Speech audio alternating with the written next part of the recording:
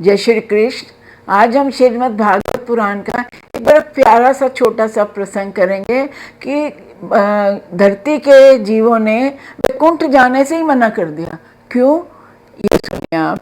भगवान ने नरसिंह अवतार लेकर हिरण्याकश्यप को मारकर प्रहलाद को बचाया। प्रहलाद ने नरसिंह भगवान की स्तुति की तो उन्होंने खुश होकर उसको बोला वर मांगो।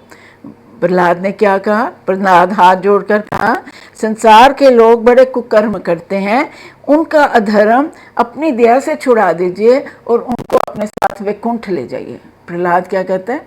लोग बड़े परेशान हैं अपने कर्म से, प्रभु उनको माफ़ करके आप उनको वैकुंठ ले जाइए। तो वैकुंठ में अपने चरणों में भक्ति देकर उन्हें वैकुंठ बुला लीजिए। भगवान बोले, हे प्रहलाद, तुम अपने वास्ते कुछ मांगो, पृथ्वी के सब जीवों की चाहना छोड़ो। उनको वैकुंठ की कोई चाह नहीं होती, उनके बारे में मत सोचो, वो वैकुंठ नहीं जाना चाहते। ये मैं कह रहा हूँ आपको, तुम सिर्फ अपने बारे में बताओ, कोई वर मांगो।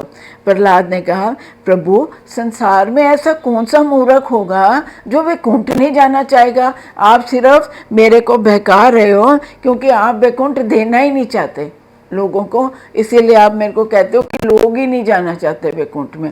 तो भगवान बोलते हैं, तुम जगत में जाकर जिसे सबसे दुखी जानो उनको वैकुंठ में ले आओ, मेरे को कोई इतराज़ नहीं है। तो वह प्रहलाद जाते हैं, वे एक नगर में जाते हैं, वहाँ एक शुकर को देखते हैं, बड़ा बीमार सा पड़ा है और उसने, शुकर मतलब सुअर, उसने कहा कि फंसा हुआ, बहुत बीमारी में, इतना फंसा, इतना दुखी था। उन्होंने, प्रहलाद ने सोचा इससे ज़्यादा दुखी कोई नहीं होगा।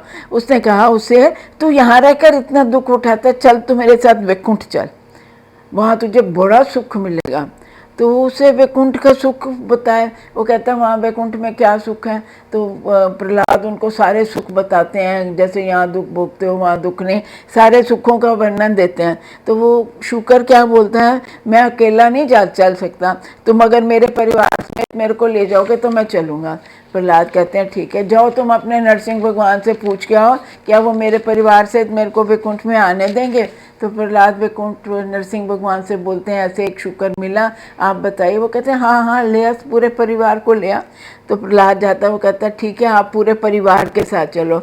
अब शुकर जो है, शुकर की स्त्री उससे पूछती है, वो शुकर की जो पत्नी उसको बोलती है प्रहलाद को, वैकुंठ में हमारे खाने के लिए क्या क्या मिलेगा? तो वो बहुत कुछ मिलेगा, बड़ा सुख है वहाँ पर, उससे खा देगा। विष्ठा मिलेगी, विष्ठा मतलब कूड़ा गंध, तो विष्ठा मिलेगी या नहीं?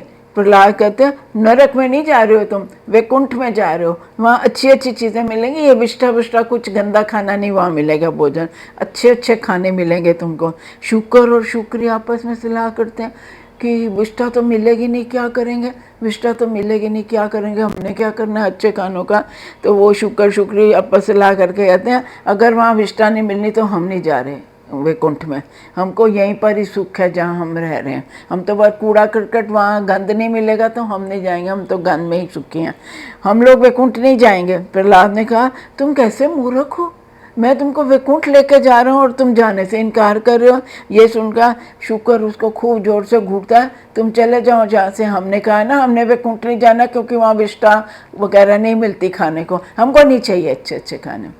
तो प्रहलाद वहाँ से अब दूसरे जीव को ढूंढता है, तो उसे एक बड़ा बुढ़ा सा आदमी दिखाई देता है जैसे। तो वो कहता है, अब इतने बुजुर्ग बूढ़े हो गए हो, चलो वैकुंठ का सुख भोगो, अब चलो मैं आपको वैकुंठ लेके आता हूँ, खूब ऐश करो, सुख भोगो वैकुंठ के। ये सुनकर वे बोला, अभी तो मुझे संसार में जीकर अपने बेटे के मुंडन विवाह करके नाती पोतियों के सारे सुख देखने हैं, तुम्हारे कहने से कि मैं अभी मर जाऊँ? तू क्या चाहता है मैं अभी मर जाऊँ और तेरे साथ वैकुंठ चलूँ? मेरे तो पोते पोतियाँ, उनके सारे मैंने अच्छे कार्य देखने हैं, तुम यहाँ से चले जाओ। मेरे बेटे, शुक्र करो मेरे बेटे यहाँ नहीं है, वो तो तुमको दंड दे देते, पीट देते हैं। तो सामने से ऐसे आगे से मत बोलो, यहाँ से जाओ, बस मेरे बेटों के सामने ऐसा मत बोलना, वो तुम्हारी पिटाई कर देंगे। प्रहलाद नरसिंह भगवान के पास आकर कहते हैं, संसार के छोटे बड़े सभी जीव अज्ञान की माया में फंसे हुए हैं प्रभु, और कोई वैकुंठ आने की इच्छा ही नहीं रखता। कह रहे कोई किसी को इच्छा ही नहीं है, वो अपने घर परिवार अपने मुहाजाल में इतने फंसे हुए हैं। तो भगवान उसको कहते हैं जगत के जिस जीव ने जो तन पाया वह उसी योनि में ही मगन रहता है, उनकी इच्छा किसी भी तरह पूरी होती ही नहीं है। कितनी भी इच्छाएं वो करते रहते हैं लेकिन फिर भी वो कभी संतुष्ट नहीं होते। एक इच्छा पूरी होती दूसरा वो अपने माया जाल में ही बड़े खुश रहते हैं। आँखों से दिखाई नहीं देता, कानों से सुनाई नहीं देता, पर फिर शिथिल हो जाते हैं, चल नहीं सकते कुछ भी, पर फिर भी संसार छोड़ने को, घर छोड़ने को उनका मन नहीं करता। प्रहलाद ने नरसिंह को दंडवत करते हुए कहा, विनय किया, महाराज ये सब आपकी ही तो माया है, आप मेरे को इतना ज्ञान दे रहे हो, ये आपकी तो माया है। जिसको आप दिया करके ज्ञान दे देते हो वही वैकुंठ आने की इच्छा रखता है। सबको ज्ञान प्राप्त होना बड़ा कठिन है, सब आपकी ही कृपा है, आपकी ही लीला है, इसमें कोई कुछ नहीं कर सकता। जय श्री कृष्ण।